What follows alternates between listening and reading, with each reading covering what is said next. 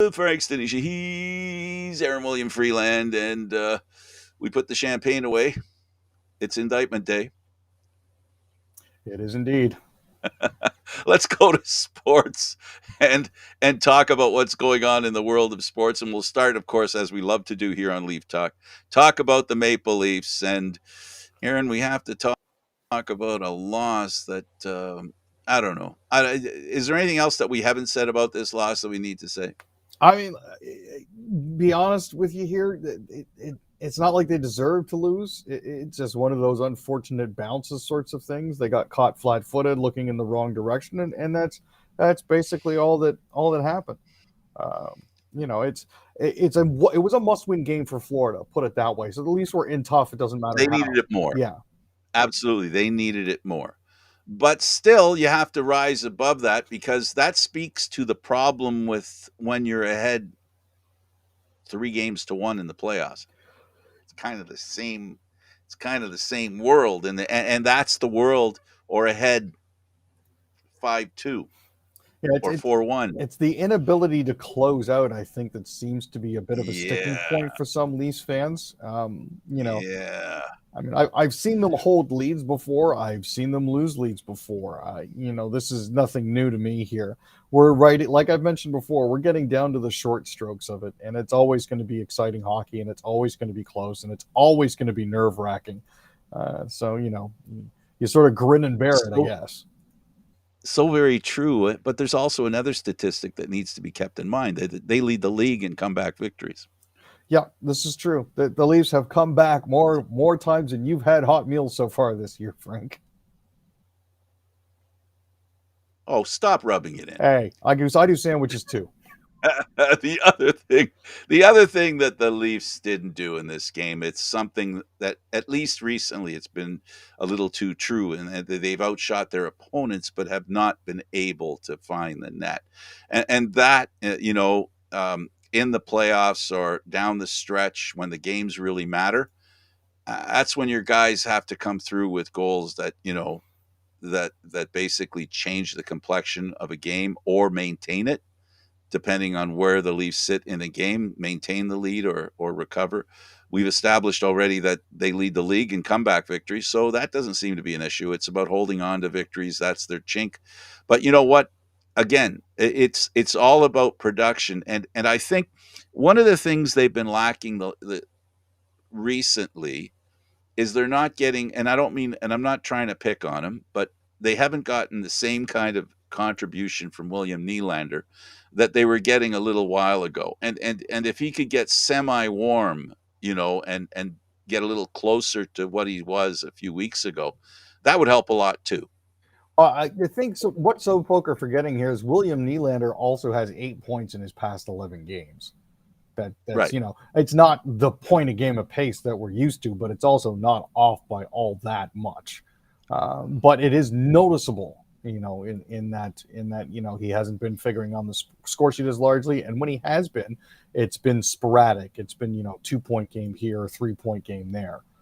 Um, Well, you said 8 points in how many games? 11. Okay. In those 11 games, if he had 3 or 4 more points and he was a point a game kind of guy, there may be a game or two in there that might have looked different at the end, and then the Leafs would not have lost any games. Yeah, but then you look at it as relying too much on one individual, right? I mean, that's been the Leafs' Achilles Yeah, yeah, heel. no, no, no.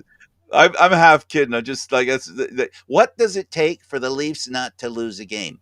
Well, let's see. Their defense has to play better. They have to score more goals, and the goaltending has to be better.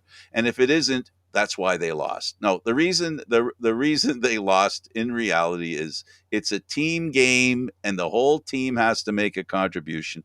And if the whole team doesn't make a contribution, enough people have to make uh, an important contribution to end up with a victory. By that definition, Leaf fans have nothing to complain about. No, we really don't. At this point in the season, we are actually sitting pretty. So it's But every loss raises a question. That's just it's the jitters, right? It's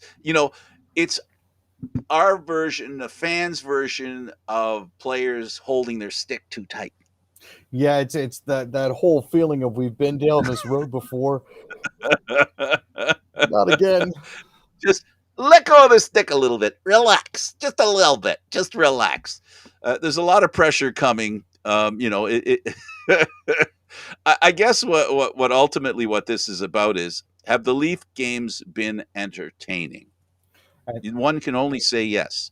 Even in that loss against Florida, it was a very entertaining game. No, it was one of those games that was, despite the final score, yeah, one of those games I wouldn't regret going to. You know, there are games where you go to them and you ask yourself, "Am I the curse? Am I the problem?" Because every time I show up, they lose. This doesn't feel like one of those games. Uh, you know, the thing of it is that you go to a game, and this is the thing. See, this is the curse that I have, being so old, and still maintaining a wee bit of a memory. I can remember watching Leaf games where the victories depended on the opposition playing badly. Now what we've got a situation where Leaf fans get to watch a game where the opposition to beat the Maple Leafs has to play well. Whether it's the team, whether it's the goaltender, whether it's special teams, whether it's coming into the game with a full squad and not a list of injuries, all those wonderful things, right? What it comes down to, hockey fans in Toronto that watch Leaf games, Leaf fans, or just people who just watch Leaf games for whatever reason, the entertainment value of the Leaf games is very high. There's no doubt about that. And I think, as hockey fans, as I said, I'm a Toronto fan, not so much a Leaf fan. One has to accept the fact that the entertainment value of the local team in this community is very high. Unfortunately, for the most part, for those that are attached to the team, there's only one thing that will satisfy them, is watching their team stride around the rink carrying that silver mug. Unfortunately, only one team out of 32 gets to do that every year. No, this is very true, and that's the one thing you have to consider as well. That is, by all accounts, from some players, the heaviest 37 pounds that you'll ever lift, bar none. And then my final comment in this segment about the Leafs is, would you rather make it to the Stanley Cup final like Montreal and then lose? You know what? I'll be honest with you. I wouldn't First mind making round, it to the losing the finals. Stanley Cup. First round, losing the Stanley Cup. First round, losing Stanley Cup, losing. Ay, ay, ay. That's a Sophie's choice, buddy. I'll be honest with you. I would rather make it to the Stanley Cup Finals because at least that means we made it out of the first round finally. Well, that's good You then. know? Then no. I like your answer. Your answer speaks to the fact that you want to get there because, quite frankly, in support of what you're saying, my assumption is getting there would be a lot of fun. Yeah. I mean, that's part of the Right? whole trip, isn't it? Is the final destination is really about the journey. So Absolutely. And unfortunately, getting out the door and tripping on your sidewalk is not a good trip. It's a trip, but not a good one. You like to be down the road a wee piece. Okay, let's talk about Austin Matthews. So Austin has been having rather low key here a very decent season. He's Yep. currently on the cusp of another 40 goal season, and this is what you'd typically be calling a down year. When you compare his down year to other premier scorers' down years, he's still 5 to 10 goals ahead of them. I mean, like a down year for Ovechkin might be 25 to 30, maybe 32, 35 goals. Matthews is on the verge of a 40 goal season here. So I can't really be all that upset. There was some postulation that because he is playing with so many injuries, that he may have been sitting back in the weeds a little bit and conserving himself. But it seems, based on the past few games, that he's definitely getting himself worked up for the stretch run. So I can't complain. And also, I think it might not have been part of the immediate Shanna plan, but I do suspect that um, Mr. Shanahan had a couple of conversations with Austin Matthews, and maybe somebody else did, because he really has tried to change his game like Stevie Yzerman did. Stevie Yzerman tore up the league scoring wise, and then one season it was decided between his ears that he needs to be a responsible player. He can score when necessary, but he wants to be responsible defensively, the 200-foot game. And Austin Matthews has been dedicated to that trend in his playing ability all season long. He has not deviated from playing the 200-foot game. I can honestly say the only time his 200-foot game has looked a little sketchy, not 5-on-5, not in regulation. The one thing that he's had problems with, and it seems recently not so much, is the 3-on-3 in overtime. That was an issue for him last year and early this year. That's another testament to responsibility.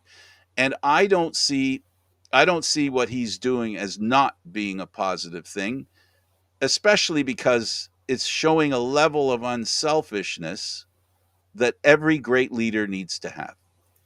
Now, there is a certain added element of maturity to his game by his taking defensive responsibility.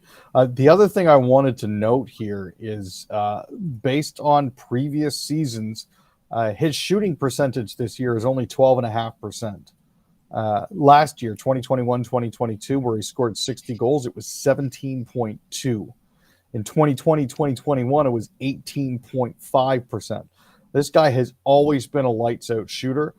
The fact that he's about 4.5% off the pace this year shows, but at the same time, he's currently got 37 goals with looks like just a few games left in the season. There's enough. 40's a distinct possibility. Oh, most definitely. And Right. like I said, it's a down year, and he's still shooting the lights out. So. And let's as far as the shooting accuracy is concerned, I just wonder. I mean, it's been a long time since I even skated on the ice with a hockey stick in my hand. So, I'm going to be the last person to be I'm not trying to suggest that I have everything figured out for Austin Matthews, because I definitely do not. But what I will say is this. Is it possible, and I'm asking your opinion, I know you're a goaltender, but I think you have the imagination to answer this question. If one is paying a lot of attention and detail to being defensive, how much of that defensive dedication, while in an offensive position, an opportunity to have offense, are you distracted by the idea of defense when you're preparing to be offensive? Am I overcomplicating a question here? Am I making any sense with what I'm asking? I don't necessarily think that you're overcomplicating it. You just may be trying to pull too much out of it. Do you think that wanting to be defensive can, the mentality it takes to be defensive can occupy you to the point where it might pull a little away from your offensive natural ability? Because we all know that offense is natural, defense is hard work and paying attention to detail. In other words, the natural part of his skill is being crowded by his thinking. And that might have something to do with it too, is all I'm trying to say. Again, I haven't had a hockey stick in my hand on skates. Wow. I'm wondering, was Salming playing? Yeah, probably around that. Okay, let's go over to the second period. We'll talk about the upcoming games, and the Leafs are playing the Ottawa Senators. So this is another one of those. This is another one of those situations where the Maple Leafs are playing back to back with travel this weekend. They are going to be playing tomorrow night in Ottawa. So the Leafs are taking their 44, 20, and 10 record into town against Ottawa, who are 37, 33, and 5. If you're comparing them head to head straight up in the last 5 games, Stützle and Matthews are very close. Matthews has 8 points. Stützle has 6. He's got 5 goals compared to Alex DeBrincat's 4. And both Marner and Brody have 4 assists each, which is the same for Stützle and Austin Watson. So we're looking at something very, very close here. Now, the other good news for the Maple Leafs is Achari was practicing. He was in a gray. and Ryan O'Reilly was practicing, but he was in a non-contact red. So there are signs of life. Absolutely, and the Leafs will have their requisite number of fans at the rubber plant, or the rubber store, or Canadian Tire Center, however you want to refer to that place. And I think the Leafs will need, and what they've done recently is they need to get, okay, this is too easy a segue. They need a bounce back game, rubber bounce Uh, back game. Oh, saw that one coming. That's okay. Can't blame you for it. I would have done the same thing. no, you wouldn't have. No, you wouldn't have. So yeah, so they'll have a good game. They'll have a good game against the Senators. And then they're playing the Red Wings, who've given them a little bit of difficulty. This is a team that is on the cusp of doing really good things. You can see by their young talent that they have a good future in front of them in a league where unfortunately only 50% of the teams make it to the playoffs, which means you have to be above average to make the playoffs. And it's difficult in a division that has Tampa, Toronto, and Boston in it. And then you could say the same for other teams in other divisions. It is very difficult to make the playoffs, but this team gets up for Leaf games, always has. It's I think the charm of the original six that leads to these sorts of things. I mean, as it currently stands, Detroit is seventh in the East with 75 points. Nine up on Montreal, who are currently sitting with 66 points, dead last. They're not. I mean, they're not really in danger of threatening for a playoff position here. But they have still played well against Toronto on many different occasions. So that's something that we do need to keep an eye on. Um, I'm just hoping that the boys aren't going to be too tired, and whoever the Leafs decide to put in net does well. That's Did the Leafs play the Red Wings since they traded Bertuzzi?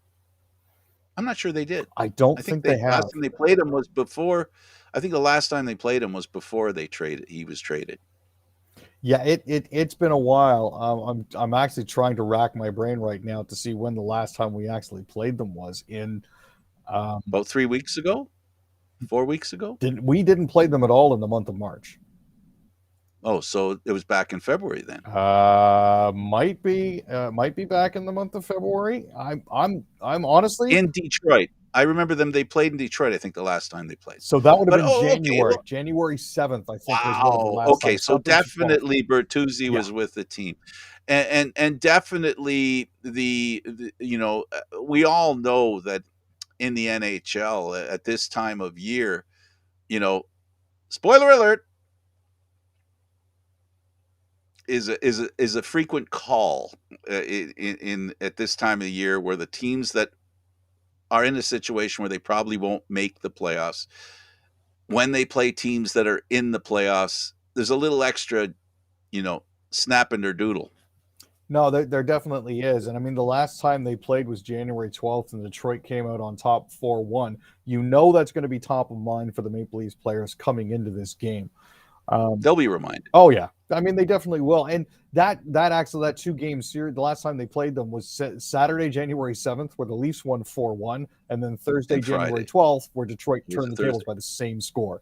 So this is one of those things that Keefe is definitely going to make sure that he mentions this to the boys, and it's one of those situations where you definitely hope the Leafs get up for this sort of thing. Perron has had 7 points in his past 5 games. Larkin has had 4 assists. Seider has had 5. This is one of those things that they need to keep an eye out for. The other thing is, I don't know who Detroit's going to start this time around. I'm not sure if it's going to be Husserl or Hellberg. So that'll be interesting to see as well. Husso's the one that beat him, right? Yes, but he's also got a 3.01 goals against and an 899 save percentage. So Hellberg That isn't speaks all to a that much team better. that's not making the playoffs. But you know, at the same time, Hellberg yeah, is 898, and he's got a 2.97 goals against average. So it's really it's a isn't toss up. much better. No, That 2 looks nice, but it's it's not that far down the scale of 2. It's too close to 3. But anyway, it should be a really interesting game. These are the kinds of games that test a team that's going to the playoffs, their concentration and their ability to deal with a lack of predictability. Because the one thing that teams don't make the playoffs have, that's hard to play against when you're a team that's doing well during the season, is they do play a disjointed kind of set of games. So you never really know who you're going to play. And there's a bit of a surprise element always when you're playing a team that by statistics and standings are inferior, but not emotionally, because any given night when a hockey game's played, any team can win. And this is two games where any team could win is something the Leafs have to be very aware of. I mean, we're all very painfully aware of who should win these games going into the season. But as a great philosopher once said, what we planned and what ends up happening ain't exactly ever been similar. So it's something to keep Absolutely. an eye on. Okay, let's go over to some other sports happening in the world, and of course we'll stick to Toronto and we'll talk about the Blue Jays. And I made a phone call to you, in letting you know that that guy got indicted, and you went, "What?" Yeah, he got indicted just in the last few minutes. And then you said to me something more important. Are you watching the Blue Jay game? And I said, "Yeah, I am watching the Blue Jay game." It was an interesting Thursday night. That was a back and forth piece of work, wasn't it?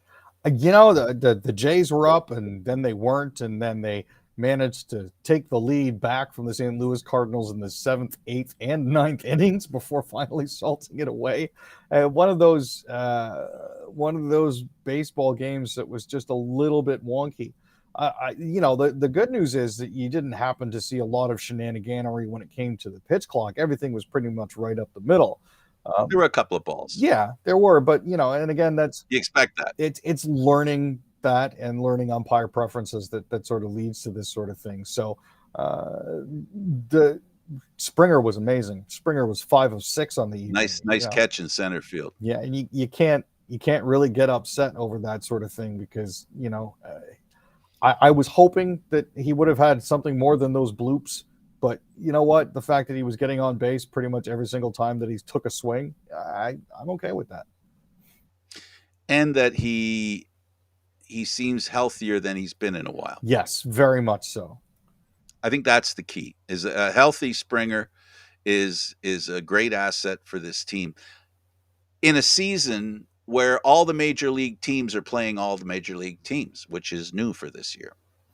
Most definitely. I mean, there are some times. Which means you don't play the Yankees, Red Sox, Rays, Tigers. Sorry, not Tigers. Anyway, you don't play the same teams over and over again. So now what we've got is we're going to really find out. This year's going to be a great indicator of how good the Eastern Division of the American League actually is, right? Because there's a lot of games they're going to be playing elsewhere.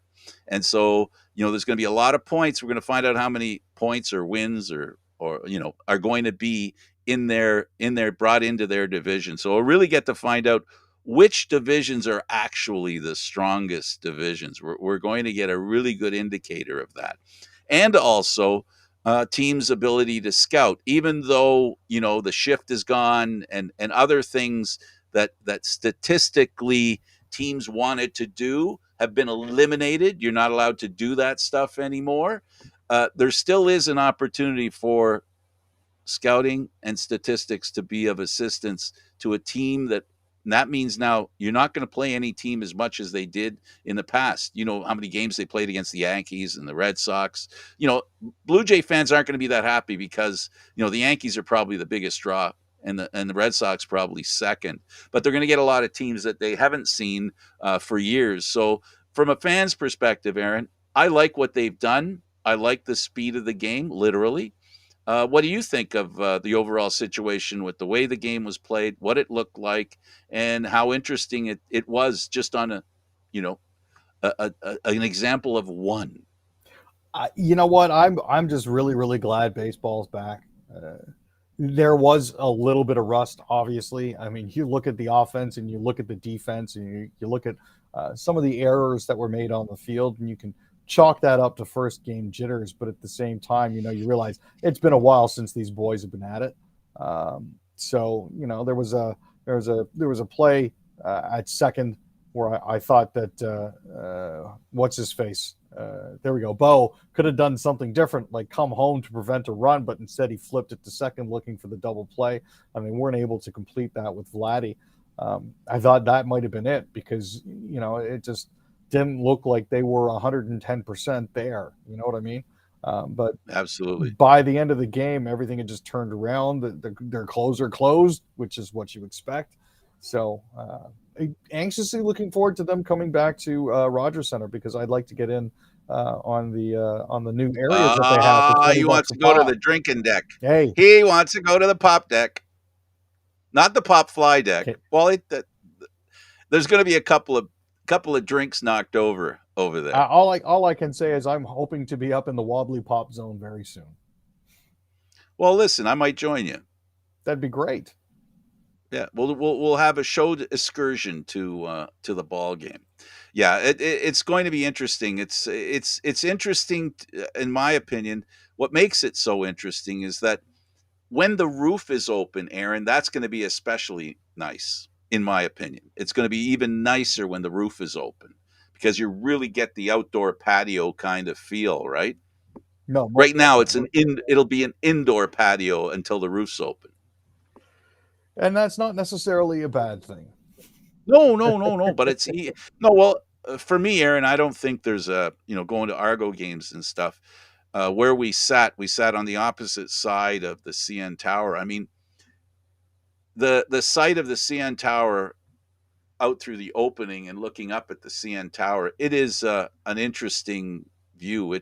It's awe inspiring. It really is. I mean, for anybody, for people who like to criticize Torontonians and don't like people from Toronto, let me tell you something that we got, folks, that not many places have, and that is that we can drive thousands of miles, literally thousands of miles, and within a couple of 100 miles we can see Toronto because of that CN Tower. And for anybody who loves the town and was raised there, and even for those like you that live in Mississauga, you're home when you see the CN Tower. So having it right there in the stadium is something that I totally enjoyed when we go to Argo games. For sure. Okay, let's talk about the Mets and apparently the shot clock. No, no, no, no, the pitch clock. Just kidding. Yeah, the pitch clock is something that everybody's getting used to, and for those who want to hear about something weird, this is kind of neat. It all happened in the sixth inning. Um, Jeff McNeil was up at bat. His teammate Pete Alonso was on first base, and Starling Marte was on third.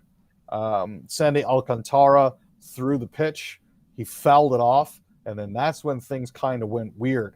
Um, McNeil was back in the box and he was ready to go with 8 seconds left on the counter.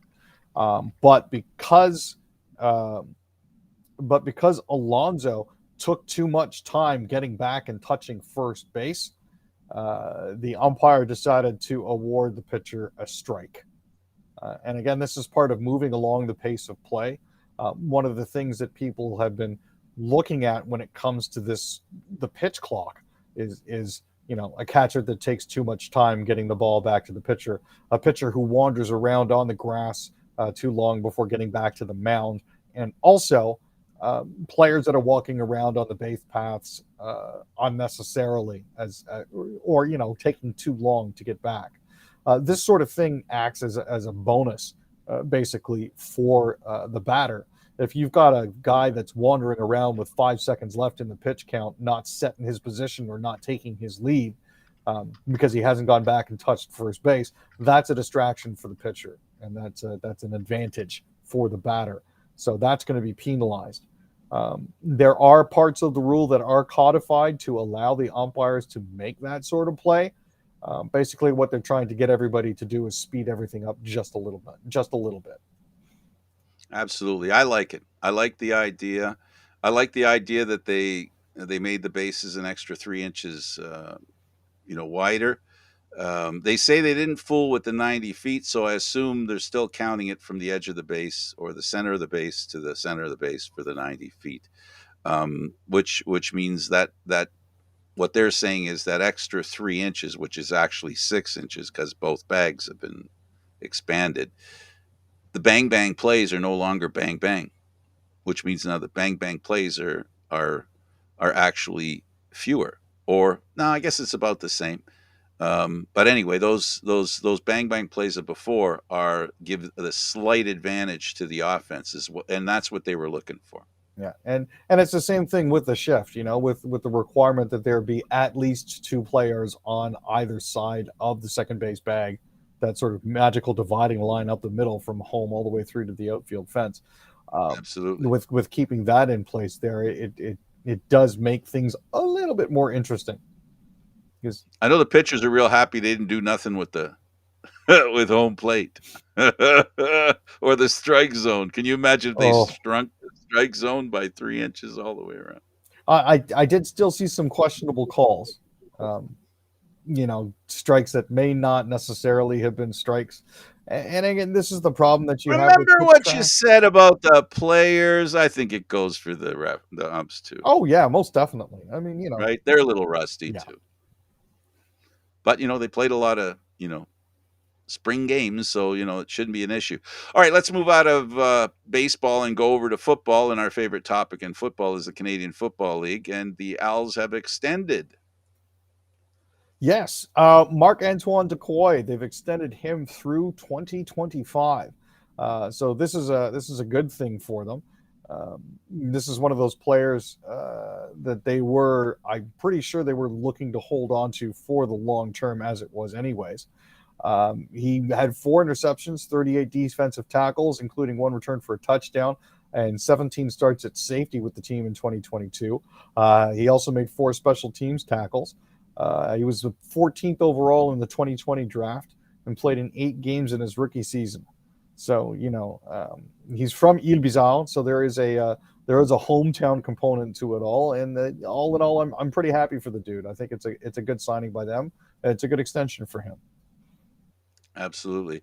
The Elks have released James Wilder, the former James Wilder Jr. They actually released 2 juniors, Vincent Testaverde Jr. as well. Otherwise, his father is senior. I think it's his father, or is it just a coincidence that it's a junior? I looked here. I was paying attention to what you're saying, but I'm trying to see here where I get confirmation that that he's related. We've got a Vinny Testaverde Senior and a Vincent Testaverde Jr. Yeah, it's a rather interesting situation that he played for the Arizona Rattlers back in 2021. They had originally actually signed him just over a month and a half ago, back on February 13th. So now I don't know, maybe it's just me. I was under the impression that Wilder had already been released by the Elks, but they hadn't actually made it official. I think he was injured, Okay. right? And as far as releasing him is concerned, I didn't think he was coming back. I thought he was going elsewhere, but not officially. So to your point, it's official now. Okay. Yeah, because there was a tweet that he sent out back in December of 2022, if memory serves, saying that he was no longer going to be part of the plans with the Edmonton Elks, and I think it had to do with a surgery that he might have needed to get back on the field. So, for all intents and purposes, now they basically let him sit out the remainder of his contract to make sure that he got paid before giving him his official release. So, I mean, good on them at least for doing that. I can He's certainly had a great appreciate that. career. He's had a great career. Yeah. His first year was incredible. Helped the Argos win a Grey Cup in 17. An immense talent. But after that victory, it was just difficult for him to replicate the success he had early, and injuries have gotten in the way. But the guy was a monster. I remember him for one play, and you may remember it as well, where there was an interception or a pickup of a fumble, and I'm trying to remember which team it was. Was it Saskatchewan? And they were making it all the way to the end zone to get a touchdown. And he ran as hard as he could, and he stopped that player at about the 2 or 3 yard line. He ran like that sacrificial attempt. He tried so hard to not let that happen, and I'll never forget that. That spoke to me as far as his willingness to do whatever it took to win. And he, in my opinion, because of that, I can't believe he wasn't a good teammate.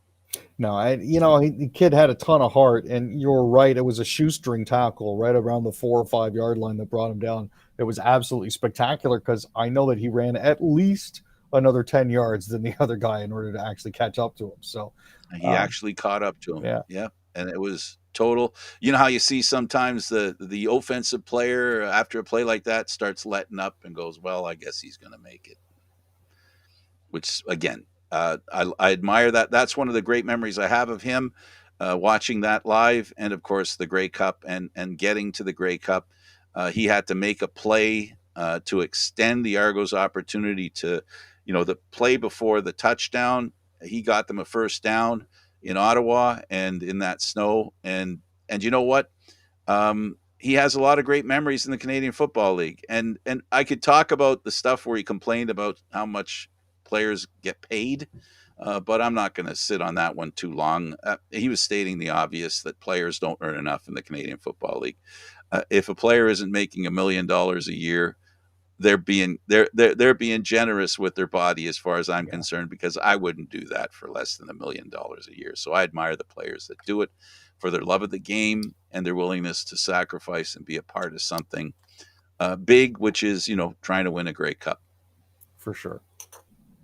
All right, we'll go to aquatics. So there was a young lady that we spoke about earlier in the week. Summer. Yep, Summer McIntosh. She originally had set a world record in the 400. Well, she was back at it again. She actually set a national record in the 200 meters this time around. So it's looking like everything is turning up summer. It's great to see. This is a huge shot in the arm for Aquatics Canada. Her time of 2:06.89 is the fourth fastest time in the history of the 200-meter individual medley. Now she actually managed to shave nearly 2 seconds off her previous best time, and this is in a little less than a month. So she posted a time in Fort Lauderdale earlier in March of 2:08.08, and this time around swam a 2:06.89. So kudos to her for that. Yeah, it's been a while since we've had a prolific swimmer like her in Canada. Exactly. She's awesome. All right, let's talk about some news. Sure. And all of it is good. No, okay, maybe not. Maybe not. Former Conservative leader Aaron O'Toole is running again? Actually, quite the opposite. After his stunning inability to retain the leadership, Aaron O'Toole says he's not going to be seeking re-election and plans to resign his seat this spring. He served as official opposition leader from August 2020 until February 2022, when the majority of his caucus voted to remove him from that post. He's kept a low profile on Parliament Hill since he was ousted. And he says he remains a proud conservative and had the unique privilege to lead our party amid a challenging time for our country. So thank you for your service, and don't let the door hit you. Oh, Jesus. His liberal standard comes out again. Never let it be said that Aaron isn't biased. Okay, Northwest Territories, significant step towards reconciliation. Fill in the blanks for us, Aaron. So the Northwest Territories has introduced a bill to implement the UN DRIP, which is the United Nations Declaration on the Rights of Indigenous Peoples. The proposed legislation is going to work to implement all of the recommendations of the UNDRIP over 3 years, and it aims to ensure all future and existing laws, regulations, and policies in the Northwest Territories are consistent with Indigenous rights. Premier Carolyn Cochrane said that she's proud to introduce the bill, and it's truly a significant step towards reconciliation. Danny Gaudette, chief of the Deline-Gotine government, says it's a very important day for Indigenous communities and Indigenous governments. We're finally starting to recognize the Indigenous First Nation peoples, the Métis, the Inuit, and their rightful place as leaders of their own destiny. So this has been something that's been a long time coming. And it's here. Yep. Airbnbs are being, well, Quebec, the province is looking into issues with Airbnbs within the province. This is a story that we touched on last show, in particular concerning those that weren't registered. There was actually another fire and they're really starting to crack down on it now. Uh, it's causing issues, obviously, in Montreal's short-term rental market. There are some folks who welcome the changes, and there are other people that are desperately working to try to work around the rules. But providing safe places and approved places for individuals to stay while they're on vacation in your city should be priority number one for Montreal and for Quebec. Hey, Aaron, talk to us about the green light for a comedy series shot in Nunavut by CBC, Netflix, and APTN. So this is actually something that I'm looking forward to seeing. Um, Oops, that does appear to be the wrong link. Give me just a second here. Oh, no. I have that next to a link for Trump being indicted in the Stormy Daniels case. Well, we can Hold talk on. about that too because, no, never mind. Go ahead. We could, but I'm sure we can touch on that a little bit later. But yeah, this Yeah, is actually a landmark collaboration between the APTN, Netflix, and the CBC to do this sort of thing. It's going to highlight, life on the reserve as it is for individuals, and it looks to be actually fairly interesting. I'm hoping that they'll get some recognizable names to be in it, but as it currently stands, everything's still a little bit up in the air while they try to get everything sorted. Sobeys explaining the $54.99 cake. Right. So this was another case. There was a frozen lemon drop cake that was gluten Loblaws. free at Loblaws for $54.99. Now the makers of the cake have come forward and say, "Well, we use imported potato flakes that are only available from this country, and we have to outsource our other ingredients because some of the stuff that we're getting from Canada isn't of sufficient quality for this." And they're asking people to pay $55 for a 7-inch cake that is supposed to feed 15 people. I don't know about you, Frank, but when I see a 7-inch cake, that I think might feed 3 on the generous side. Well, there are cakes that I like, but not many. My diabetes tells me, ease up, buddy. Move slowly and smaller and not as often. Um, High egg prices have sent profits to a giant supplier in the U.S. soaring at 700% more profit, Aaron. What's going on there? Well, part of the jacking of prices is being blamed on avian flu and issues surrounding the expensiveness of feed. But this particular company, one of the largest egg producers in the States, was never affected by the avian flu. So they've been able to just ride the coattails of everybody else jacking their prices to just keep raking in the profits. Because their expenses haven't Nope. changed, but their profitability has by 7 times. Yeah, I mean, basically, what's happened is the wholesale price for eggs has gone from $1.61 last year to $3.30 this year. As well, the total number of eggs they sold also edged up 1%. Their overall revenues year over year have risen to $997.5 million. Their net income went from 39.5 to $323 million over the course of a year. May I presume this is not a mom and pop farm? No, this is Cal-Maine Foods. They're one of the largest egg producers in North America. let's talk about politics and comedy. Um, Trump is the first president to be indicted because of an alleged affair he had with a porno star. Yeah, there were hush money payments that were made during his 2016 presidential campaign. According to the Manhattan DA's investigation, they were focused on payments that were made to Daniels, as well as to former Playboy model Karen McDougal.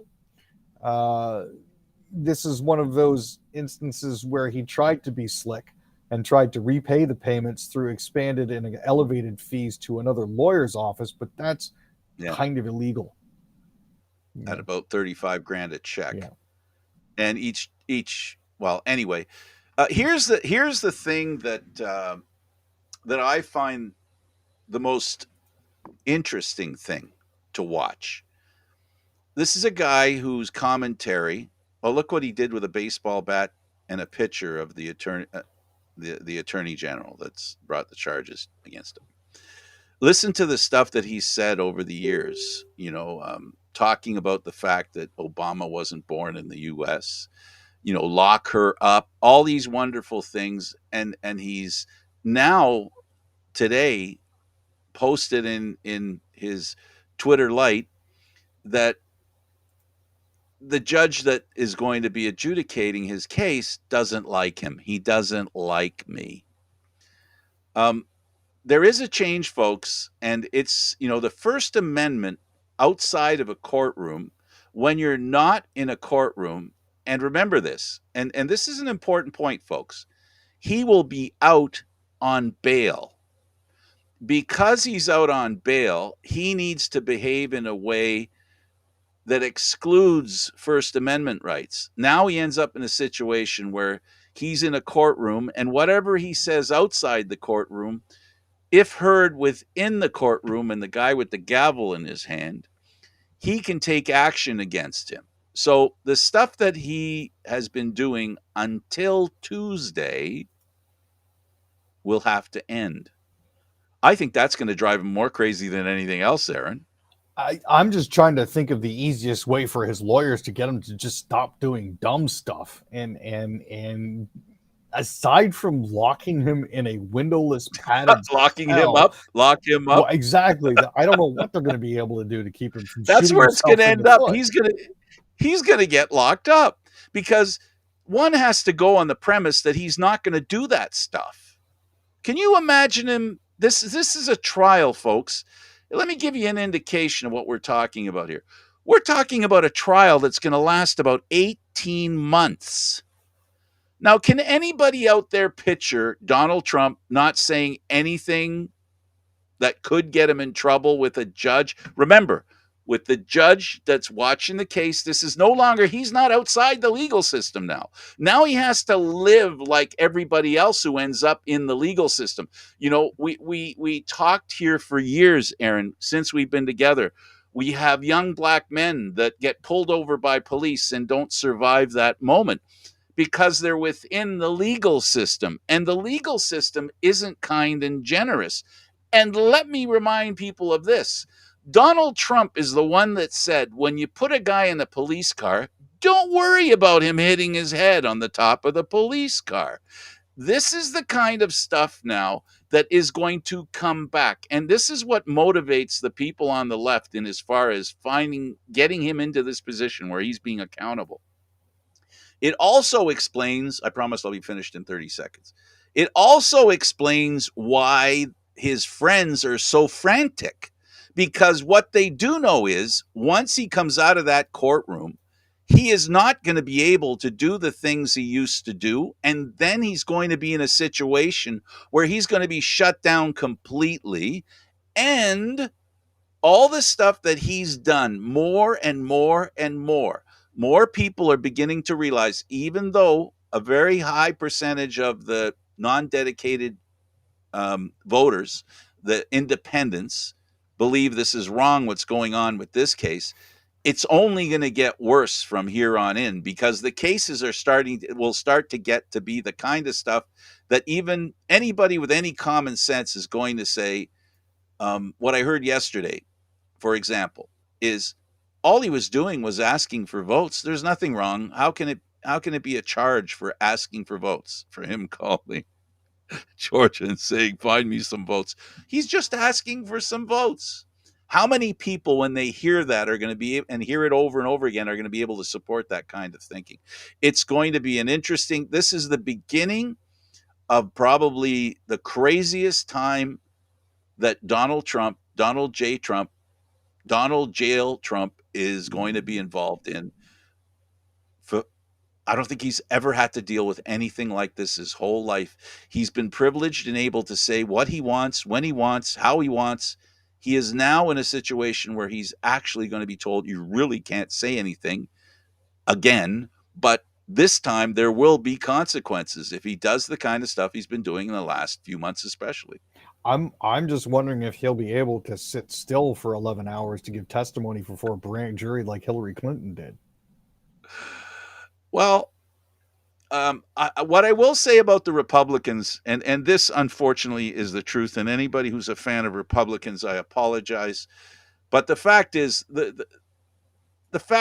whenever Democrats have been called to to basically respond to questions, whether it be in court or whether it be, congressional or Senate investigations, Hillary Clinton sat there and answered the questions. Bill Clinton sat there and answered the questions. We can argue about how honest they were, but my only point is they sat there and answered the questions.